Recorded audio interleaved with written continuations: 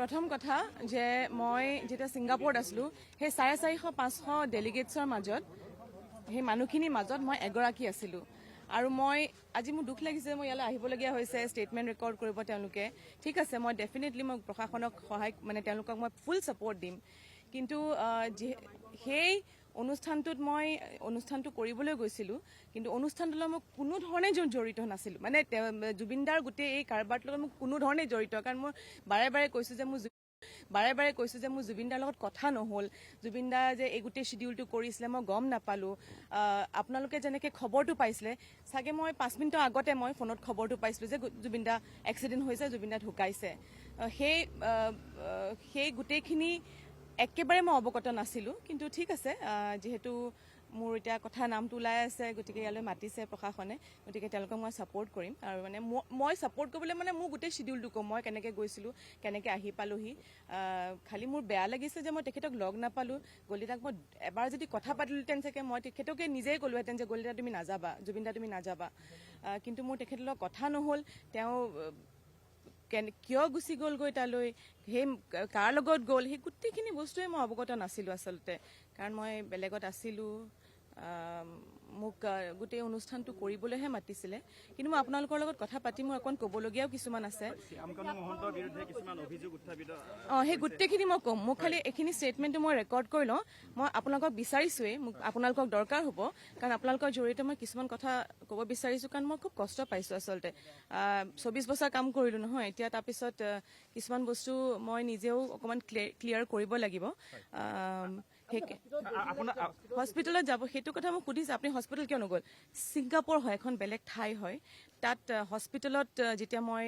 phone কৰি পেলাই সুধিছিলোঁ যেনেকৈ হস্পিটেল যোৱা কথাটো তেতিয়া ক'লে ইয়াত আহিবলৈ নিদিয়ে ইয়াত সোমাবলৈ নিদিয়ে ইয়াত খুব ষ্ট্ৰিক্ট হয় গতিকে ইয়াত আহি লাভ নাই এতিয়া যিহেতু আমাক জাষ্টিচ লাগে কৈ আছোঁ সিদ্ধাৰ্থৰ নেগলিজেঞ্চ শামকানু মহন্তই নিব নালাগিছিল গতিকে এতিয়া মই বিচাৰোঁ প্ৰশাসনে তেওঁলোকে যিহেতু একদম তৎপৰ হৈ পেলাই লাগিছে CID তেওঁলোকে গোটেইখিনি হাতত লৈছে মোৰ সহায় বিচাৰিছে গতিকে মই গোটেই ষ্টেটমেণ্টটো ৰেকৰ্ড কৰি লওঁ আৰু তাৰ পাছত মোৰ যিখিনি অকণমান কষ্ট সাংঘাতিক এইটোতো সাংঘাতিক নেগলিজেঞ্চ হয় সেইটো সাংঘাতিক নেগলিজেঞ্চ এজন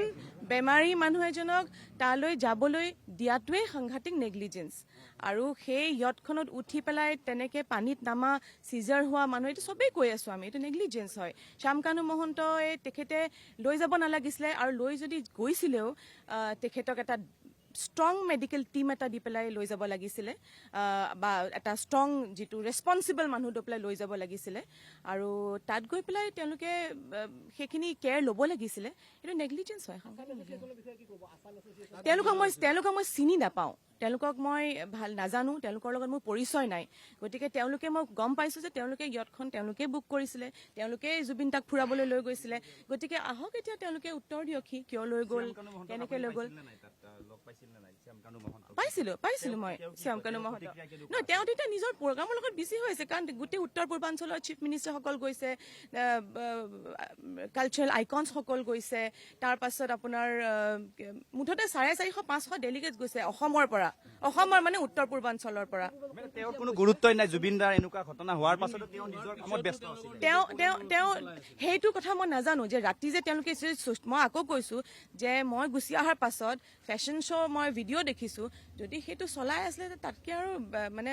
দুখৰ কথা একো নাই যদি সেইটো চাওক সিদ্ধাৰ্থ শৰ্মাৰ লগত মোৰ তেনেকুৱা সম্পৰ্ক মই ইমান তেনেকৈ সিদ্ধাৰ্থ শৰ্মাক মই লগ পাওঁ জুবিনদাৰ লগতহে জুবিনদাৰ মেনেজাৰ হয় সিদ্ধাৰ্থ শৰ্মাক মই তেনেকৈয়ে লগ পাইছোঁ গতিকে সিদ্ধাৰ্থ শৰ্মাৰ জুবিনদাৰ সম্পৰ্কটো মই খুব ভালকৈ ক'ব নোৱাৰিম কিন্তু হয় সিদ্ধাৰ্থ শৰ্মা যিহেতু manager Siddharth Sharma fully responsible জুবিনদাৰ কেয়াৰ লোৱাটোত মোৰ এতিয়া গোটেই ষ্টেটমেণ্ট যিখিনি ৰেকৰ্ড কৰিব মোৰ গোটেই শিডিউলটো মই কেনেকৈ গৈছিলোঁ ক'ৰ পৰা আহিছিলোঁ আৰু তেওঁলোকে যিখিনি সোধে মই নিশ্চয় ক'ম গোটেইখিনি কথা আৰু তাৰপিছত আপুনি নাযাওঁ মই কিছুমান কথা ক'বলগীয়া আছে